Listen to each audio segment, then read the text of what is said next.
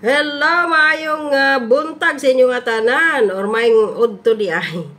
Maayong hapon Pilipinas, Luzon, Visayas, and Mindanao sa mga kapwa ko Dabawenyo, Davao Region at mga sa Mindanao, buong Mindanao. Madayaw na Davao, kadayawan para sa Davao, kaya nakakamiss, no? Ang daming prutas, mga orchids doon, no? Ganda. Ay, naku po. So, baka next year, inshallah, uwi ako, August, kadayawan, no? Taray. Isang buwan pa naman yun.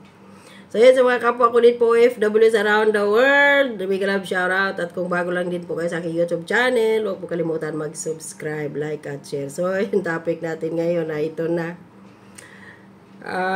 Kamakailan, di ba, may mga survey ang mga bayaran ni Tambaloslos, Crocodilos, Romualdos, at ito. Of course, yung Malacanang. Pinakain daw ng alikabok ni Marcos Jr. si BP Inday Sara. Na hindi nga magiging presidente yan kung hindi dahil kay BP Sara. Tapos ngayon pakainin ng alikabok. Mga putang ina talaga itong mga supporters ni Tambaloslos, no? So, ito pinagkakaguluhan kanina dyan sa Pilipinas ang mga bagong survey na lumabas, no? Ay dito ay naku, si Tambaloslos sa SWS survey nakakuha sa Mindanao ng net satisfaction 20% ratings daw. O gumagana yung tawag dito mga ayuda-ayuda ni Tamba. Ay naku po, huwag kayong magpadala-dala dyan sa mga ayuda na yan dahil naku po, pira ninyo yon. Hindi yan pira ni Tambaloslos. So, ayon dito sa SWS survey, ito nakakatawa din to, no? Second quarter 2024 social weather survey, June 23 to July 1. So, national survey ito. Si BP Sara nakakuha ng satisfied 65%, dissatisfied 21%. So, ganyang net satisfaction is 44%.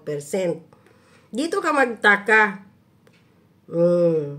Kung hindi siguro si Martin Romualdez uobra sa 2028 election dahil talagang mababa siya kahit anong gawin niya at magbigti pa si Martin kahit ubusin pa niya ipamigay sa taong bayan ang pira din ng taong bayan na parang ginawa niyang baboy na ginigisa sa sariling mantika. Baka si Chis Escudero ang patakbohin ni Liza at ni Marcos pagka-presidente. Binibuild up na nila ngayon pagpipilian siguro si Tulfo ay naku po, tahimik si Tulfo ngayon. Tahimik doon sa PCSO mula nang nag-executive session sila ni Mel Robles. Ayon kay Marlica sa kanyang puting ahas sa Malacanang, nasugagal na daw or natapalan na ng 1 billion pesos sa bunganga ni Tulfo kaya biglang wala na out of the blue na ngayon. O anong nangyari? Para daw siya sa pobre. Sila ni Erwin Tulfo. Tanda natin, si Erwin Tulfo ngayon nasa AXIS ng party list ng mga Tulfo. So, nasa Congress siya ngayon, tatakbo daw senador. Para din yun sa pobre. Bakit tahimik sila ngayon sa 90 billion ang magkapatid na Erwin at Rafi Tulfo sa issue ng PhilHealth na galing iyon sa mga miyembro na contributors, no? So, kukunin ng administrasyon ni Bongbong Marcos at ni, sino pa ito? Ralph Recto, 20 tangina na to. Kasabot na si Martin Romualdez. Ayon sa finance, doon na nasalang sa Senado, may basbas daw, utos daw ng Congress na kunin yung 90 billion pesos na yan, na pira ng mga contributors ng PhilHealth at ibalik sa Philippine Treasury at ilagak iyon sa unprogram. Mayroon na ngang unprogram fund si Bongbong Marcos na 800 billion pesos. Saan yun napunta? Bagyong Karina dumaan, wala silang naipamigay halos na ayuda sa mga dabahaan dahil naubos na ni Martin at ni Bongbong. Pinamigay ang pira sa mga probinsya bago pa man nagsuna. Di po ba? Tapos, itong kawawa, itong DSWD secretary, ngumingiwi-ngiwi din. Yung si Rex Gatchalian. Lahat ng inuupo ni Bongbong Marcos nga at ni Lisa, kapwa nila bangag, no? Sa ilang mga sangay ng gobyerno, mga kawatan, bangag, ganyan. So, ubos na yung pera.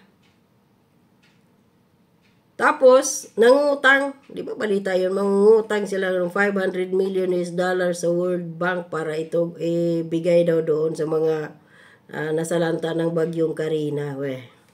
May balita pa ba tayo ngayon? Wala na. So ito, pagdating sa survey, Escudero. Trust ratings niya, satisfied daw sa kanya is 64%. Paano nagkaroon ng ganun ang bilis-bilis Kauupo pa nga lang niya kamakailan niyon. Nagkaroon kaagad ng satisfied ang taong bayan despite na kanyang binaboy or hindi binaboy. Tinraidor si Mig Zubiri. O mismo inamin niya yun, di ba? Bumuo siya. Gumawa siya ng kanyang sariling hakbang, tinawagan ang ibang mga senador kung ano yung mga ano doon. Pati pa nga si Bato de la Rosa, na-booking din yan. Sila nabunggo. Kung ano yung mga, doon, ano yung mga ipinangako para pumanig lang kay Escudero. Para magiging Senate President. Ayun. Tinraidor niya in short. Traidor to si Escudero. Tapos nagkaroon pa ng 65% na satisfied. Putang inang yan. Ano ba nagawa ni Escudero ngayon bilang isang na pagkatapos niya nagiging Senate President at nagparty doon na ginawa siyang waiter. Inagawan siya ng alak ni Kokak, tapos nagiging waiter. Maliban dun, meron ba ngayon? Wala naman tayo na kailan lang sila nag-resume? Nung July. After ng suna ni Bongbong Marcos. Kasi bakasyon sila. Magtrabaho lang ng isang buwan, tapos ilang buwan din ng bakasyon, 3 or 2. Ang sarap ng buhay, laki ng sahod.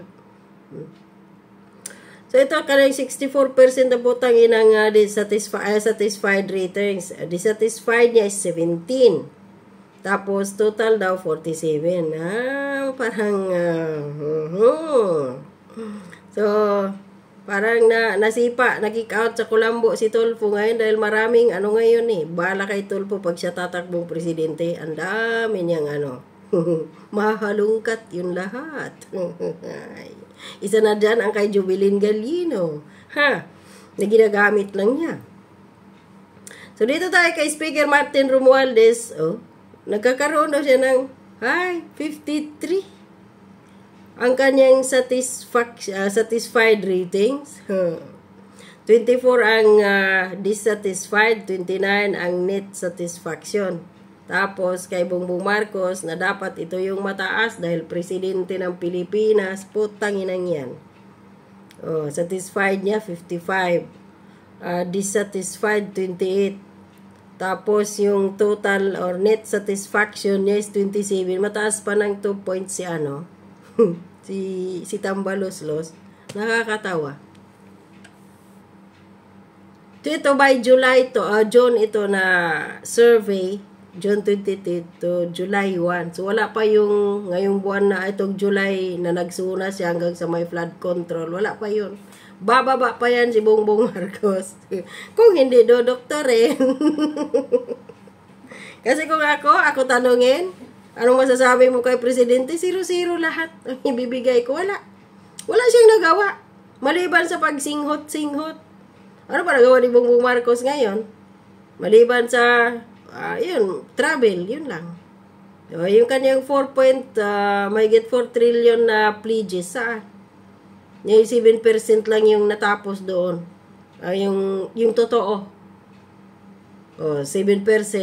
So, saan yung 93%? Wala. Lista sa tubig.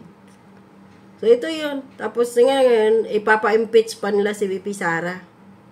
So, ito pa yung ito pa ngayon nakakatawa, si Cheese Escudero. Ang tawag dito, yung panis na cheese.